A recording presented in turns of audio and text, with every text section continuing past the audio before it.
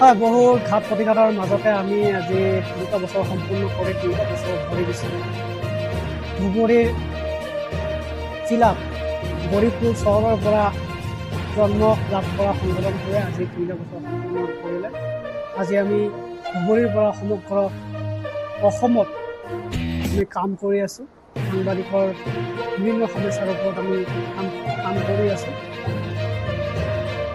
আজি ধুবুৰী জিলা সমিতিৰ লগতে কেন্দ্ৰীয় সমিতিৰ বিষয়ববীয়াসকলৰ উপস্থিতিত আজি ধুবুৰী টাউন হল পঞ্চায়ত অঞ্চলত আমি দিনজোৰা কাৰ্যসূচীৰে আমি আজি প্ৰতিষ্ঠা দিৱস পালন কৰিছোঁ। প্ৰথমে আমাৰ পতাকা উত্তোলন কাৰ্যসূচী আছিল সংগঠনত।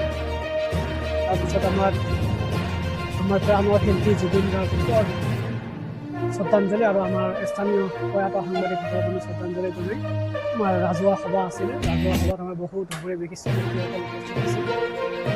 আৰু এইখিনিতে আমাৰ আজিৰ দিনটোতে পবিত্ৰ দিনটোত সমগ্ৰ অসমত আমাৰ বিষয়ববীয়াসকলে কোনোবা ঠাইত কোনোবা জিলাত ভালদৰে জাকজমকৰে তেওঁলোকে প্ৰতিষ্ঠা দিৱস পালন কৰিছে যদিও কোনো জিলাত খুব অনুষ্ঠতীয়াকৈ আজিৰ এই প্ৰতিষ্ঠা দিৱসটো পালন কৰিছে।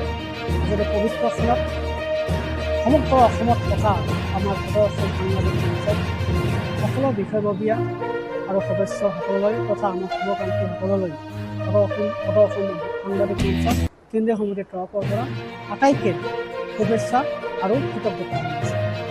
মই সদৌ অসম সাংবাদিক মঞ্চৰ যিমান বিষয়ববীয়া আছে, সভাপতি, ছেক্ৰেটাৰী, তাৰপিছত উপদেষ্টা সকলোকে মই মোৰ অন্তৰৰ পৰা আন্তৰিক ধন্যবাদ জ্ঞাপন কৰিছোঁ। আৰু যি ঘাত প্ৰতিঘাতৰ মাজেদি এই সদৌ অসম সাংবাদিক মঞ্চ আজি 3 বছৰ অতিক্ৰম কৰিলে বা গোটেই অসমত ইয়াৰ এটা পৰিচিত আছে। গোটেই অসমৰ সাংবাদিকবিলাকসকলে ধৰক